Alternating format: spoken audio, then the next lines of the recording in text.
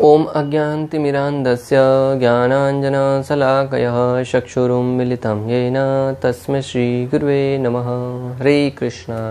आज गीता श्रृंखला के सत्र क्रमांक 118 में आप सभी भक्तों का हार्दिक स्वागत है। आज हम श्रीमद् भगवद गीता के तीसरा अध्याय जो कि है कर्म योग, श्लोक क्रमांक 27 का अध्ययन करेंगे। श्लोक इस प्रकार है। प्रकृते क्रियमाणानि गुणे कर्माणि सर्वशः अहंकार विमूढ़ आत्मा कर्ता अहम इति मन्यते। प्रकृति क्रियमाणानि गुणे कर्माणि सर्वशः अहंकार विमूढ़ आत्मा कर्ता अहम इति मन्यते। कर्ता अहम इति मन्यते। बहुत ही सुंदर श्लोक है भक्तों, जो भी भौतिक जगत में लगा हुआ है उसके लिए बहुत ही प्रेरणादायक प्रदान करने वाला है। जिस व्यक्ति को लगता है कि मैं और मेरा, मात्र मेरे कारण ये सब हो रहा है, मात्र मेरे से ये सब उद्भव हो रहा है, उस व्यक्ति के लिए बहुत ही समझने वाला ये श्लोक है।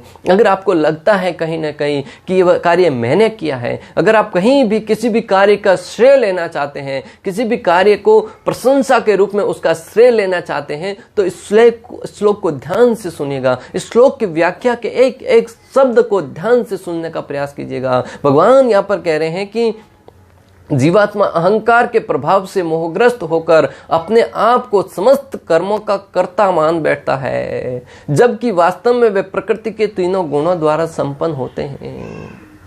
जीवात्मा अहंकार के प्रभाव से मोहग्रस्त होकर अपने आप को हर एक कार्य का कर्ता मान बैठता है।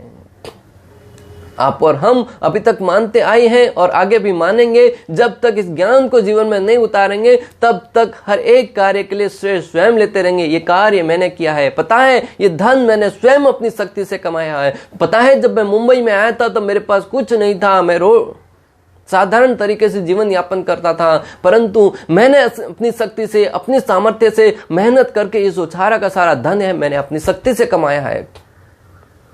अपने अंदर झांक कर देखिए भक्तों, कहीं ना कहीं ये तो मैंने उदाहरण दिया है, जो भी कार्य करते हैं, छोटे से छोटा कार्य हो या बड़ा से बड़ा कार्य हो, उसका श्रेय हम स्वयं लेते हैं।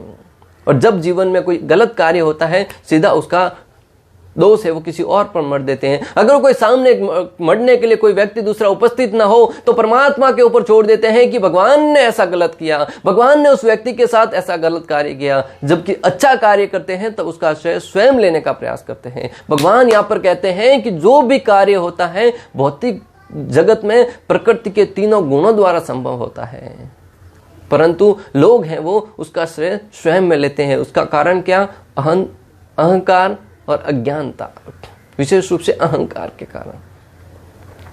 भगवान ने यहाँ पर अहंकार शब्द का प्रयोग किया है। अहंकार दो प्रकार के होते हैं।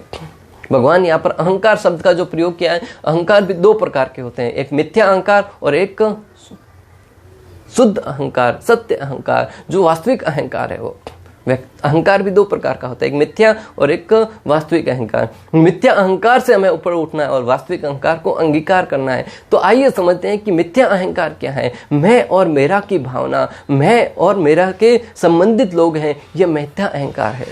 हर जगह पर अपने स्वयं के बारे में सोचना, मैं और मेरा के भावना, अपने आप को शरीर समझकर इससे संबंधित वस्तुओं को अपना मानना, स्वयं को ये शरीर मानकर इससे संबंधित जो भी कार्य हैं, अपना परिवार हो, अपना घर हो, अपनी गाड़ी हो, अपना बंगला हो, अपना राज्य हो, अपना देश हो, अपना राष्ट्र हो, हर एक को मुझसे संबंधित जोड़ना, इस शरीर से संबंधित जोड़ना।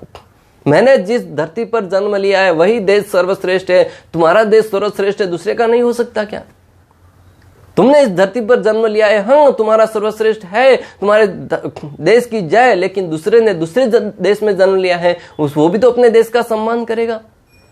परंतु हम अहंकारवश दूसरे की बात को स्वीकार नहीं कर सकते हैं, उसको जीवन में पचा नहीं पाते हैं।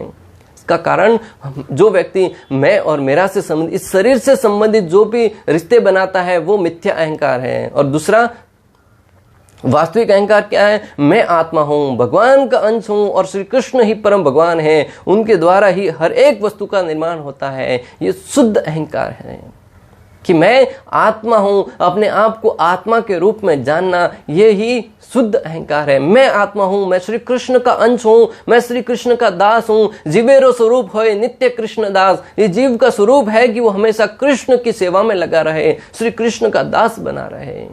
और श्री कृष्ण ही इस भौतिक सृष्टि के या आध्यात्मिक सृष्टि के हर एक की उत्पत्ति का एकमात्र कारण श्री कृष्ण है। जब इस बात को व्यक्ति जीवन में उतारता है कि हर एक वस्तु के निर्माण के पीछे श्री कृष्ण का हाथ है। अगर बहुत ही सुंदर फूलों की माला हम परोते हैं और उसके ऊपर बहुत ही सुंदर अलंकार में फूल लगाते हैं और जब किसी को पहनाते हैं बहुत ही सुंदर मनोहर लगती है, बहुत ही सुंदर दृश्यवान लगती है, लोग उस फूलों की तारीफ करते हैं, परंतु ये नहीं देखते कि उसके पीछे जो धागा लगा हुआ है ना, उसके ऊपर ही हर एक फूल है वो टिका हुआ है। अगर उस धागे को अंदर से निकाल लिया जाए तो सारे के सारे फूल बिखर कर गिर जाएंगे, वो माला के रूप में नहीं बच पाएंगे। तो भगवान है वो धागा है। इस भौतिक सृष्टि के या हर एक क्षेत्र में जो भी आपको सुंदर वस्तु दिखती है ना, उसके पीछे निर्माण करता है।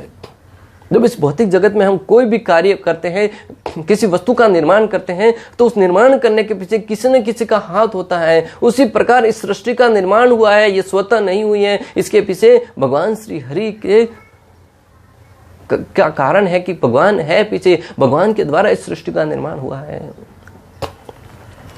मिथ्या अहंकार में व्यक्ति तब तक रहता है जब तक अपने को श्री कृष्ण के प्रति पूर्णतया समर्पित नहीं कर लेता। मिथ्या अहंकार में व्यक्ति तब तक रहता है जब तक वो अपने आप को श्री कृष्ण की सेवा में समर्पित नहीं कर देता, जब तक भगवान के विषय में ज्ञान अर्जित नहीं करता। इसलिए तो पिछले सत्रों से हम कहते आ रहे हैं कि जो भी ज्ञान तुम्हारे पास है हर एक व्यक्ति तक पहुंचाइए, ताकि वह व्यक्ति भी जो वस्तु तुम्हें प्राप्त हुई है उसे भी प्राप्त हो और वो कृष्ण के बारे में जाने। अगर इस जगत में आज कृष्ण के बारे में कोई नहीं जान रहा है तो उसके प्रति दया भाव कीजिए। उनको दोष देने की बजाय कि देखो ये अधर्मी है, अज्ञानी है, अरे तुम्हारा कर्तव्य बनता है कि तुम्हारे पास जो ज्ञान है वो उनको प्रदान करो। वो स्वीकार करे ना करे वो उसके ऊपर निर्भर है, परंतु प्रयास तो करना चाहिए कि नहीं हम चुपचाप मौन बैठे रहेंगे, अपने आप को समझेंगे मैं भक्त हूं, फिर दूसरों को ज्ञान नहीं देंगे तो उस ज्ञान की क्या महत्वता। जो ज्ञान तुम्हारे पास है दूसरों को वितरित कीजिए और उसके उपरांत जो तुम्हारे अंदर और ज्ञान का साक्षात्कार होता जाएगा और भगवान श्री कृष्ण प्रसन्न होते जाएंगे। मिथ्या अहंकार के कारण व्यक्ति मोहग्रस्त हो जाता है और वह सोचता है कि मैं ही कर्मों का करता हूं। मिथ्या अहंकार के कारण व्यक्ति है वो मोहग्रस्त हो जाता है और वो सोचता है कि मैं ही इन सारे कर्मों का करता हूं, परंतु वास्तव में करता कौन है? कृष्ण। हम अपनी तरफ से प्रयास कर सकते हैं परंतु उसका परिणाम क्या आएगा वो हमें ज्ञात नहीं है। वह यह नहीं समझ पाता कि भगवान की कृपा के बिना हम अपनी आंखों की पलकें भी नहीं हिला सकते। जो आंखों की पलकें हिला रहे हैं ना, ये भी भगवान की कृपा से हिला पा रहे हैं। अगर अंदर से एक स्विच बंद कर दिया जाए तो तुरंत धराशायी होकर गिर जाएंगे। अगर हम रात को सोते हैं और सुबह उठते हैं तो उसके लिए भगवान को धन्यवाद दे दीजिएगा भक्तों, कि सब कुछ हमें स्मरण रहता है, हर एक वस्तु। अरे कंप्यूटर को चालू करेंगे तो कुछ समय वो लेता है उसे प्रारंभ होने में, कुछ समय लेता है उसे ऑपरेटर करने में, कुछ न कुछ तो समय लगता ही होगा, परंतु कैसा निर्माण किया है भगवान ने हमारे शरीर का। जैसे ही सवेरे नींद से उठते हैं तुरंत हमें सारी बातें याद आ जाती हैं। एक ही क्षण में मैं कौन हूँ, इस परिवार का क्या मेंबर हूँ, इस परिवार में क्या कर रहा हूँ, मेरा घर क्या है, बिजनेस क्या है, हर एक वस्तु के बारे में तुरंत याद आ जाता है। कैसे प्रोग्राम सेट किए भगवान ने, कभी विचार किया आपने? और क्या उन सब बातों के लिए हमें बहुत ही सुंदर पांव दिए हैं, सुंदर हाथ दिए हैं, सुंदर शरीर दिया है, बहुत ही अच्छा परिवार दिया है, उसके लिए कभी भगवान को धन्यवाद दिया? कभी नहीं दिया। सोच कर देखिए भक्तों, हृदय में झांक कर देखिए कि जब भी जीवन में हम आराम से रह रहे हैं कभी भगवान को धन्यवाद नहीं देते हैं, परंतु जब भी जीवन में थोड़ा सा भी संकट आता है, अगर सर दर्द भी होने लगता है ना, पाँव में थोड़ा सा खरोच भी आता है, तुरंत भगवान को दोष देते हैं, मेरे साथ ही ऐसा क्यों? प्रातःकाल उठकर प्रतिदिन भगवान परमात्मा को धन्यवाद दीजिए कि मुझे स्वस्थ जिंदा खड़ा किया। वरना कई ऐसे लोग हैं जो रात को सोते तो हैं बड़े आराम से, परंतु सवेरे जग नहीं पाते हैं भक्तों। भौतिक चेतना वाला व्यक्ति यह नहीं जानता कि शरीर की रचना प्रकृति द्वारा हुई है, जो परमेश्वर की अध्यक्षता में कार्य करती है। भौतिक चेतना वाला व्यक्ति है वो ये नहीं जान पाता कि इस भौतिक सृष्टि की संरचना है वो भगवान श्री हरि की मार्गदर्शन में हुई है, भगवान की अध्यक्षता में हुई है, जो भगवान की अध्यक्षता में ही कार्य करती है। भगवान श्री कृष्ण कहते भी हैं, मया अध्यक्षेण प्रकृति ही सूयस ससरासरम हेतुना न कौन्तेय जगद्वि परिवर्तते। 9.10 में भगवान श्री कृष्ण कहते हैं, मया अध्यक्षेण प्रकृति ही शूयते ससरासरम हेतु नानेन कौन्तेय जगत दवी परिवर्तते। ये भौतिक जगत है, ये भौतिक प्रकृति वो मेरे अध्यक्षता में कार्य करती है। जो भी कार्य करता होता है भगवान की अध्यक्षता में होता है। इस आप देखेंगे राजनीति में हो या बिजनेस में हो, कहीं भी कोई मीटिंग लेनी हो ना, उसका कोई ना कोई मेन अध्यक्ष होता है, किसी के मार्गदर्शन में होता है। उसी प्रकार ये भौतिक जगत के जो कार्य हो रहे हैं भगवान की अध्यक्षता में हो रहे हैं। कई बार व्यक्ति कहता है कि ये प्रकृति की संरचना बहुत सुंदर है, जैसे सुंदर फूलों की बनावट, झाड़ियां, पहाड़ियां, वादियां, झरने आदि, पर कभी भी ये विचार नहीं करता कि इसे बनाने वाला कौन है और कितना महान है। कई बार आप अपने कामकाज से बहुत ही परेशान हो जाते हैं, तब कहीं बाहर घूमने का मन करता है। बहुत शांत स्थान पर, शांत वातावरण में, सुंदर प्रकृति के बीच में जाकर जब व्यक्ति रहता है, जब उसे शांति की अनुभूति होती है तब परम आनंद में रहता है और सोचता है कि कितना सुंदर दृश्य, मनोहर दृश्य है, कितने सुंदर झरने हैं, कितनी सुंदर वादियां हैं, कितनी सुंदर पहाड़ियां हैं, कितने सुंदर पेड़ पौधे हैं, कितना सुंदर प्रकृति है, कितने सुंदर फूल खिले हुए हैं, कितने सुंदर पक्षी हैं जो बहुत ही सुंदर गायन कर रहे हैं। सब हर एक की प्रशंसा करते हैं, परंतु जानने का प्रयास नहीं करते कि इन सब को बनाने वाला कौन। इस भौतिक जगत की छोटी से छोटी वस्तु बनाने के लिए भी हमें अनेक प्रकार के प्रयास करते हैं, परंतु कभी विचार करते हैं सुंदर फूल खिलता है, एक ही फूल में अलग अलग प्रकार के कलर बनते हैं। इन फूलों की बनावट ऐसी होती है जो हम अपने हाथों से बनाने के लिए अनेक प्रकार के कोर्स करने पड़ते हैं। जब प्लास्टिक का फूल बनाने के लिए लोगों को अनेक प्रकार के मार्गदर्शन की आवश्यकता होती है, परंतु फूलों में कितनी वैरायटी होती है, कितनी सुंदर संरचना है कि आम के पेड़ पर आम ही लगता है, नींबू के पेड़ पर नींबू ही लगता है, अनेक प्रकार के अलग अलग पेड़ों पर अलग अलग फल लगते हैं, अलग अलग ऋतुओं में ही लगते हैं। अनेक प्रकार की कैसी संरचना है कि एक फूल है जो सूर्य उदय होते ही वो खिलता है और सूर्य अस्त होते ही मुरझा जाता है।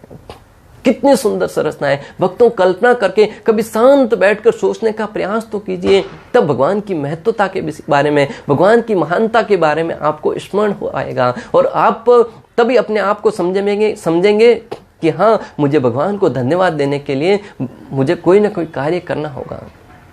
और भगवान को धन्यवाद देने का बहुत ही सुगम और सरल रास्ता क्या है? हरे कृष्णा कृष्ण कृष्ण हरे हरे, हरे राम राम राम हरे हरे।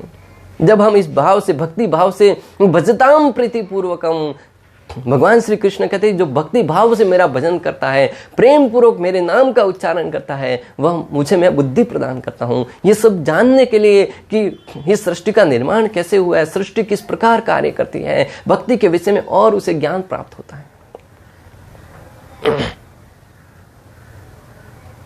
एक माली की एक समय की बात, इस जो किस प्रकार हमने पहले पढ़ा था कि कोई भी व्यक्ति किसी बात का श्रेय लेने का प्रयास करता है और जब गलत कार्य होता है तो दूसरों को ऊपर मढ़ने का प्रयास करता है।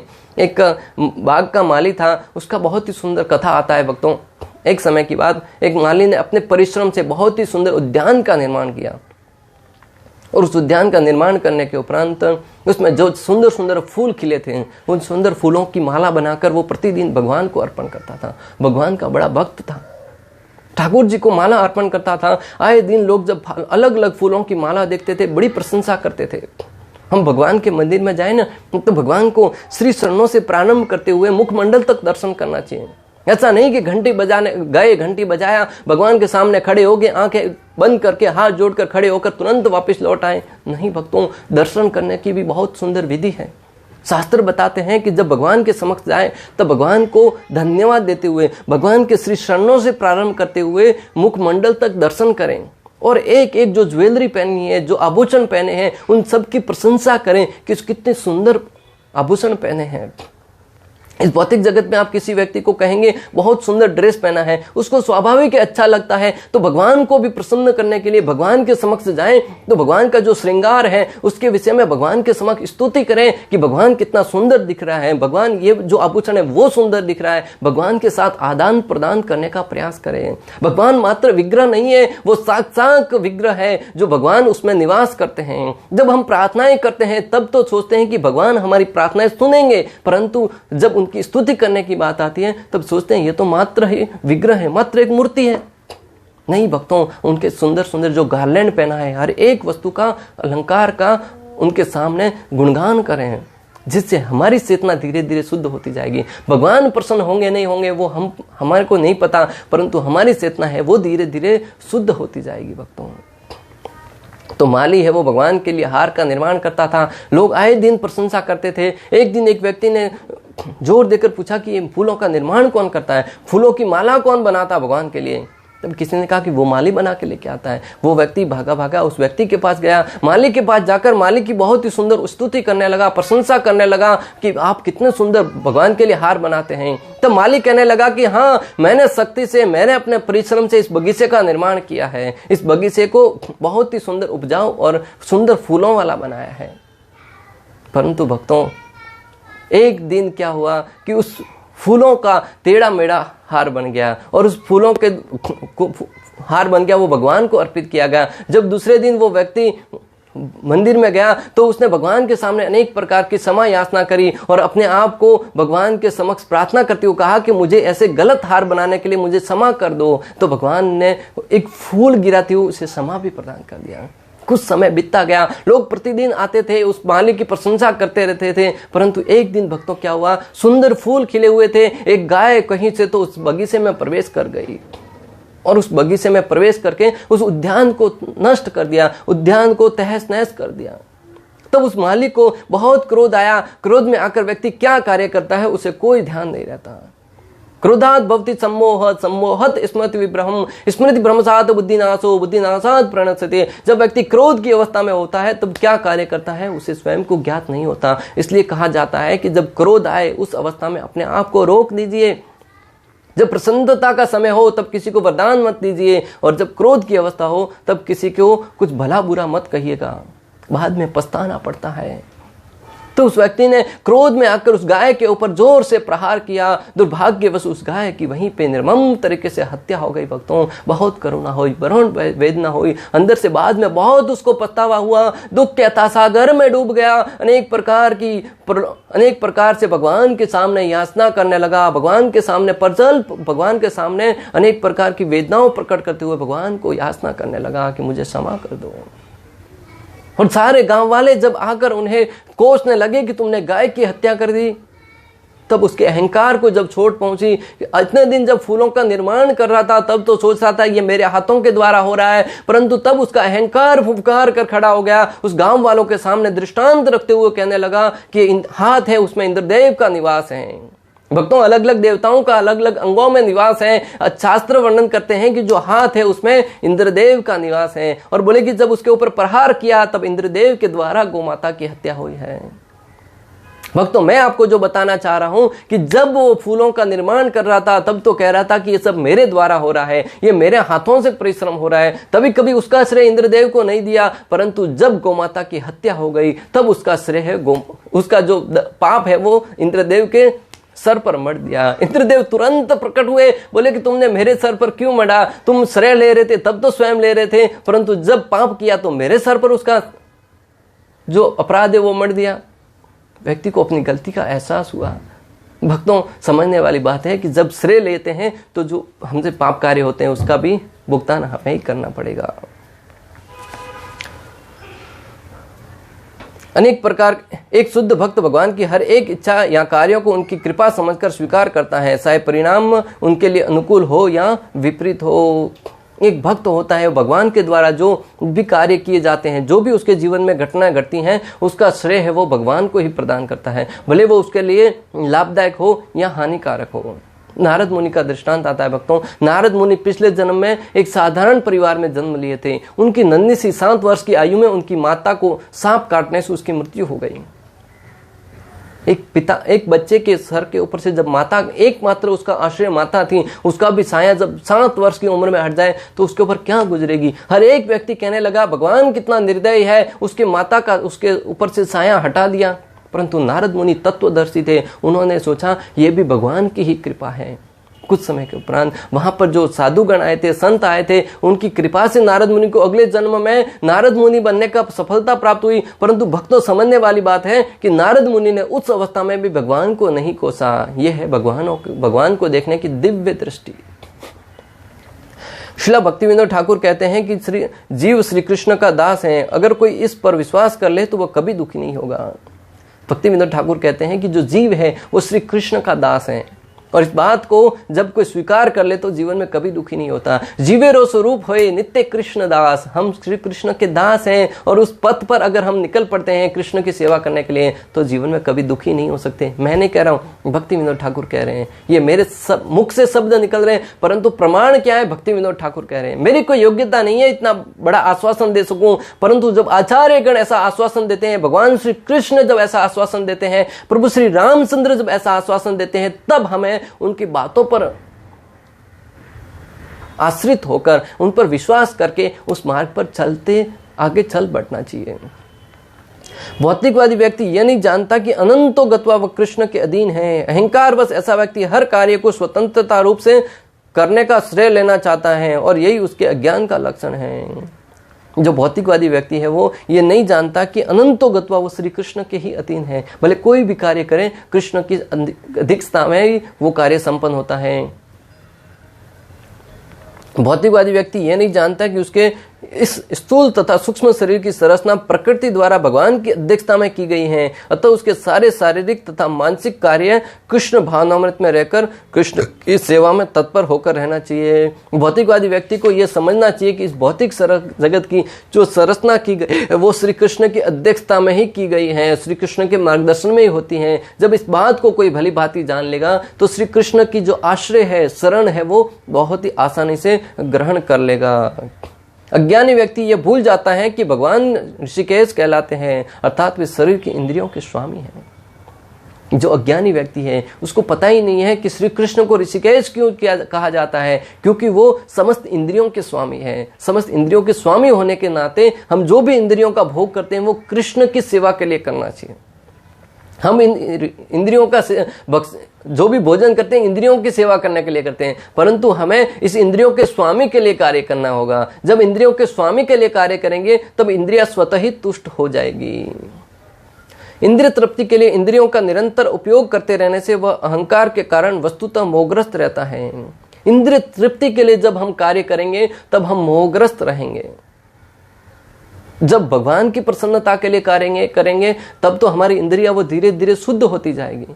भोजन कर रहे हैं, भगवान का प्रसाद स्वीकार करें तो हमारी जिह्वा है वो भी शुद्ध होगी, उदर है वह भी शुद्ध होगा, और जब उदर शुद्ध होगा तो स्वतः ही बाकी सारी इंद्रियां शुद्ध होगी। मंदिर जाते हैं, भगवान के दर्शन करने के लिए पांवों का प्रयोग करते हैं तो पांव धीरे धीरे शुद्ध हो जाते हैं। जब भगवान की कथाओं को कानों के द्वारा सुनते हैं हमारे कान धीरे धीरे शुद्ध हो जाते हैं। जब आंखों के द्वारा भगवान के दर्शन करते हैं हमारी आंख है वो शुद्ध हो जाती है।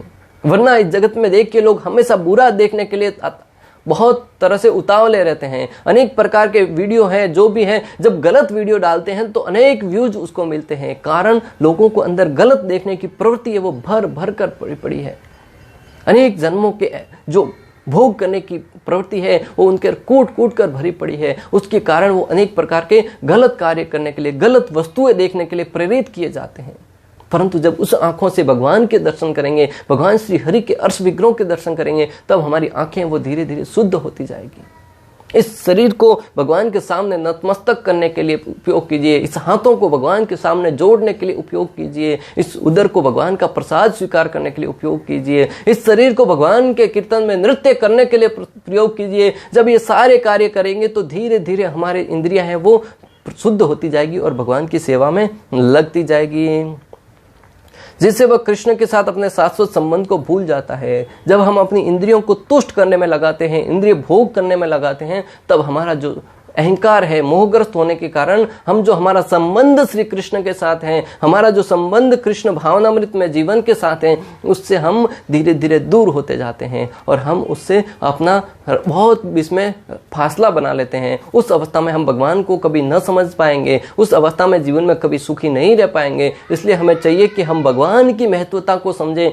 भगवान की अध्यक्षता में जो प्रकृति कार्य कर रहे हैं उसके बारे में सुने, समझे और उसके बारे में विचार करके भगवान को परम आराध्य के रूप में स्वीकार करते हैं, उनके नाम का भजन करें। हरे कृष्णा कृष्णा कृष्णा हरे हरे, हरे राम राम राम हरे हरे। जब इस प्रकार हम कार्य करेंगे तब निश्चित रूप से हमारी सफलता है वो ध्रुव है। इस प्रकार श्लोक क्रमांक 27 का भक्ति वेदांत तात्पर्य पूर्ण हुआ। अंत तक हमारे साथ बने रहने के लिए आप सभी का हृदयपूर्वक प्रेम पूर्वक बहुत बहुत धन्यवाद। शिला प्रभुपाद की जय। श्री श्री राधा गोपीनाथ भगवान की जय। श्रीमद् भगवद गीता की जय। हरे कृष्णा कृष्ण कृष्ण हरे हरे, हरे राम राम राम